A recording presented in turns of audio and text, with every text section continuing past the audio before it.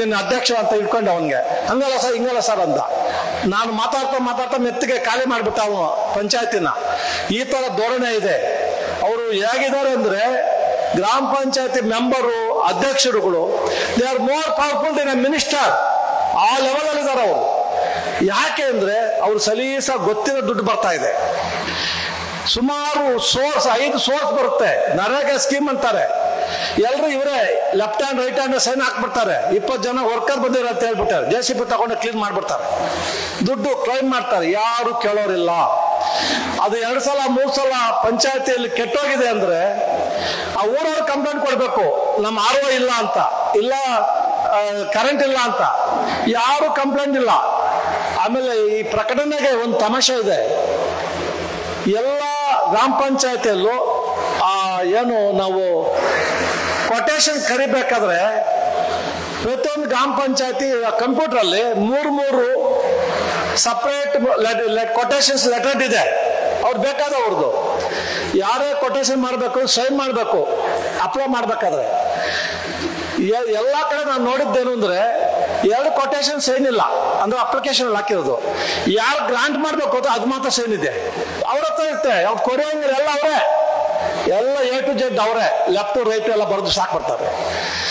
ಎಲ್ಲ ಒಂದು ಕಡೆ ಗ್ರಾಮ ಪಂಚಾಯತ್ ಸ್ವರಾಜ್ಯ ಮಾಡಬೇಕು ಅಂತ ನಮ್ಮ ಲೆಜಿಸ್ಲೇಚರ್ಸ್ ಒಂದು ಕಾನೂನು ತಂದ್ರೆ ಸ್ವರಾಜ್ಯ ಆಗ್ತಾ ಇಲ್ಲ.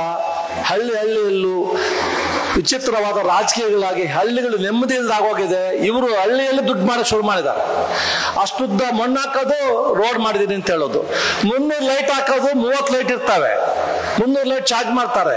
ನನಗೊಂದು ಇನ್ಸಿಡೆಂಟ್ ಆಯ್ತು ಅಲ್ಲಿ ನಂಬೆಳ್ಳಿ ಅಂತ. ಸರ್ ಎಲ್ಲ ಫಿಲಿಪ್ ಬಸ್ ಬಲ್ಪ್ ಹಾಕಿರೋದು ಅಂತ. ಇವಾಗ ಸ್ವಲ್ಪ ಮರ ಹತ್ತಕ್ಕಾಗಲ್ಲವಲ್ಲ ನನಗೆ, ಕಂಬ ಹತ್ತಕ್ಕಾಗಲ್ಲ. ಸ್ವಲ್ಪ ಹತ್ತ ಬಿಡ್ತೀನಿ, ಇಳಿಯೋದು ಕಷ್ಟ ಆಗುತ್ತೆ.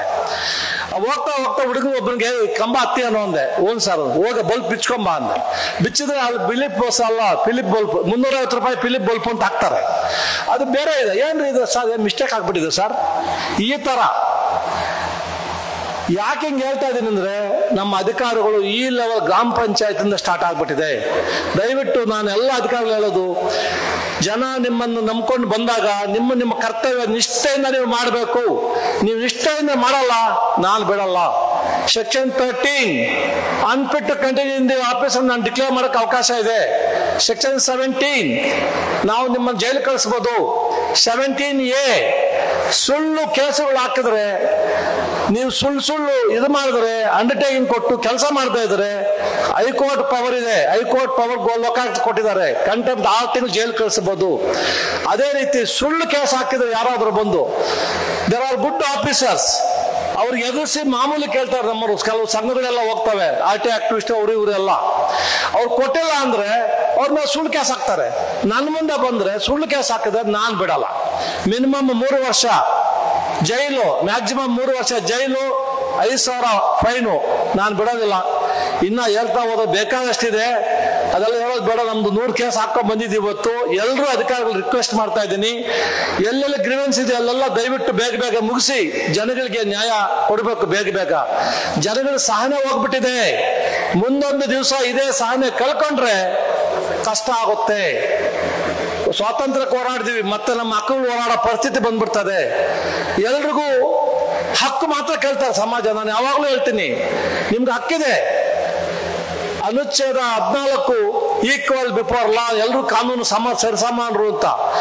ಅನುಚ್ಛೇದ 21 ಗೌರವಕ್ಕೆ ಬದುಕಬೇಕು ಪ್ರತಿಯೊಬ್ಬ ಸಮಾಜ ವ್ಯಕ್ತಿ, ಇರ್ರೆಸ್ಪೆಕ್ಟ್ ಕ್ಯಾಸ್ಟ್ ಕ್ರೀಡ್ ಏನೇ ಇರಲಿ ಗೌರವದಿಂದ ಬದುಕಬೇಕು ಅಂತ.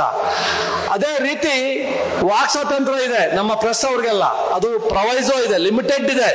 ವಾಕ್ ಸ್ವಾತಂತ್ರ್ಯ ಇದೆ, ಏನೇನೋ ಬರೆಯಕ್ಕಾಗಲ್ಲ. ಒಂದು ಇನ್ಸಿಡೆಂಟ್ ಆಗುತ್ತೆ. ಒಬ್ಬರೇನೋ ನಮ್ಮ ಲೋಕಾಯುಕ್ತ ಮೇಲೆ ಇಷ್ಟುದ್ದ ಬರೆದು ಬಿಟ್ಟಿದ್ರು, ದೊಡ್ಡ ತಿಮ್ಮಿಂಗಳ ಬಿಟ್ಟು ಸಣ್ಣ ಮೀನು ಹಿಡಿತಾರೆ ಇವರು ಅಂತ. ನಾನು ಅವ್ರ ಮೇಲೆ ಕೇಸ್ ರಿಜಿಸ್ಟರ್ ಮಾಡಿ, ಬನ್ನಿ ಕೊಡಿ ಯಾರೋ ದೊಡ್ಡ ತಿಮ್ಮಿಂಗಳ ಬನ್ನಿ ಎಂದೆ. ಬರಲೇ ಇಲ್ಲ, ಅವ್ರು ತಪ್ಸ್ಕೊಂಡ್ಬಿಟ್ರು. ಬಿಟ್ಟಿಲ್ಲ, ಕೇಸ್ ರಿಜಿಸ್ಟರ್ ಮಾಡಿದೀನಿ, ಕೇಸ್ ನಡೀತಾ ಇದೆ. ನೀವು ಒಳ್ಳೆಯವ್ರು ಯಾರೇ ಆಗಲಿ ಸರ್, ಸಮಾಜ ಇರಲಿ, ಅಧಿಕಾರ ಇರಲಿ, ನಮ್ಮ ಪ್ರೆಸ್ ಮಾಧ್ಯಮ, ನಿಮ್ಮ ತಲೆ ಬಾಗಿ ನಿಮ್ಮ ಕಾಲ್ ಟಚ್ ಮಾಡ್ತೀನಿ.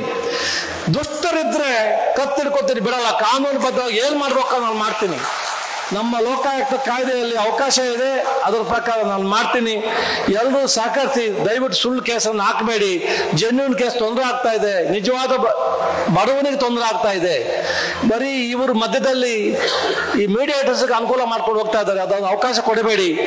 ಎಲ್ಲ ಅಧಿಕಾರಿಗಳು ನಾನು ರಿಕ್ವೆಸ್ಟ್ ಮಾಡಿ ಕೈ ಜೋಡಿಸಿ ಕೇಳ್ತೀನಿ, ದಯವಿಟ್ಟು ಬೇರೆಯವರನ್ನ ಆಶೆ ಪಡಬೇಡಿ. ನಮ್ಮ ಅನ್ನ ಮಾತ್ರ ನಾವು ತಿನ್ನಿ, ನಿಷ್ಠೆಯಿಂದ ಬದುಕಿ. ನಿಷ್ಠೆಯಿಂದ ಬದುಕಿದ್ರೆ ನಿಮಗೆ ಗುಂಡಿಗೆ ಇರುತ್ತೆ. ಮುಂದೊಂದು 3-4 ತಲೆಮಾರು ನಿಮ್ಮನ್ನ ನೆನೆಸ್ಕೊಂತಾರೆ, ಸಮಾಜ ನಿಮ್ಮ ಜನ ನೆನೆಸ್ಕೊಂತಾರೆ. ನಿಮ್ಮ ಮಕ್ಕಳಿಗೆ ಅನುಕೂಲ ಆಗುತ್ತೆ, ನಿಮ್ಮ ಹೆಸರು ಹೇಳಿದ್ರೆ ನಿಮ್ಮ ಮಕ್ಕಳಿಗೆ ಅನುಕೂಲ ಆಗುತ್ತೆ, ನಿಮ್ಮ ವಂಶಕ್ಕೆ ಅನುಕೂಲ ಆಗುತ್ತೆ. ಕೆಟ್ಟ ಅಧಿಕಾರಿ, ಭ್ರಷ್ಟಾಚಾರಿ ಅಂತ ನೀವು ಒಂದ್ಸಲ ಅವಾರ್ಡ್ ತಗೊಂಡ್ಬಿಟ್ರೆ 5-6 ಜನರೇಷನ್ ನಿಮ್ಮ ಜನರೇಷನ್ ಹೋಯ್ತು. ಇವತ್ತಿಗೆ ಹೋಯ್ತು ನಿಮ್ಮ ಜನರೇಷನ್ ಅಂತ. ದಯವಿಟ್ಟು ಎಲ್ಲರೂ ಆನೆಸ್ಟ್ ಆಗಿ ಬದುಕಕ್ಕೆ ಪ್ರಯತ್ನ ಮಾಡೋಣ. ಈ ಭ್ರಷ್ಟಾಚಾರ ದೊಡ್ಡ ಕ್ಯಾನ್ಸರ್ಗಿಂತ ಬಲಿಷ್ಠವಾದ ಪಿಡುಗದು. ಕ್ಯಾನ್ಸರ್ ವಾಶ್ ಮಾಡ್ಬೋದು ನಾವು, ಭ್ರಷ್ಟಾಚಾರ ಮಾಡಕ್ ಆಗ್ತಾ ಇಲ್ಲ. ನಾನು ಯಾವಾಗಲೂ ದೇವ್ರು ಕೇಳ್ತೀನಿ, ಆರೋಗ್ಯ ಒಂದು ಕೊಡಪ್ಪ ಭಗವಂತ, ನನಗೆ ದುಷ್ಟ ಸಂಹಾರ ಶಕ್ತಿ ಕೊಡು. ಏನು ಬೇಕಾಗಿಲ್ಲ, ರಿಟೈರ್ಡ್ ಆಗಿದ್ದೀನಿ, ಪೆನ್ಷನ್ ಬರುತ್ತೆ, ಇನ್ನೇನು ಬೇಕು? ಏನು ಬೇಕಾಗಿಲ್ಲ. ಆ ಮನಸ್ಥಿತಿ ಇಟ್ಕೊಳ್ಳಿ. ನಮ್ಮ ಅನ್ನಕ್ಕೆ ಮಾತ್ರ ನಾವು ಆಸೆ ಪಡೋಣ, ಬೇರೆಯವರನ್ನಕ್ಕೆ ಆಸೆ ಪಡೋದು ಬೇಡ. ತೃಪ್ತಿಯಾಗಿ ಜೀವನ ಮಾಡಬೇಕು ಅಂದ್ರೆ ನಾವೆಲ್ಲ ಆನೆಸ್ಟಾಗಿ ಬದುಕಬೇಕು ಅಂತ ಹೇಳ್ತಾ ನಾವು ಬೇಗ ಬೇಗ ಕೇಸ್ಗಳನ್ನ ಮುಗಿಸೋಣ ಅಂತ ಹೇಳಿ ನಿಮ್ಮೆಲ್ರಿಗೂ ನನ್ನ ಮಾತಾಡೋಕೆ ಹಾಕೊಟ್ಟು ಎಲ್ರಿಗೂ ನಮಸ್ತೀನಿ. ಜೈ ಹಿಂದ್, ಜೈ ಕರ್ನಾಟಕ. ಕಾರ್ಯಕ್ರಮದ ಪ್ರಾಯೋಜಕರು ಪ್ರಿಂಟ್ ಪಾಯಿಂಟ್, ಕಿಟಲ್ ಕಾಲೇಜ್ ಹತ್ತಿರ, TB ರೋಡ್, ಧಾರವಾಡ. ನಮ್ಮಲ್ಲಿ ಎಲ್ಲ ತರಹದ banner print, colour print, offset print ಸೇವೆ ಇದೆ. ಬ್ಯಾನರ್ ಆಗಲಿ, ಕಲರ್ ಪ್ರಿಂಟ್ ಆಗಲಿ, ಸ್ಪಷ್ಟತೆಗೆ ಕನ್ನಡಿ. Print point, the print solution under one roof.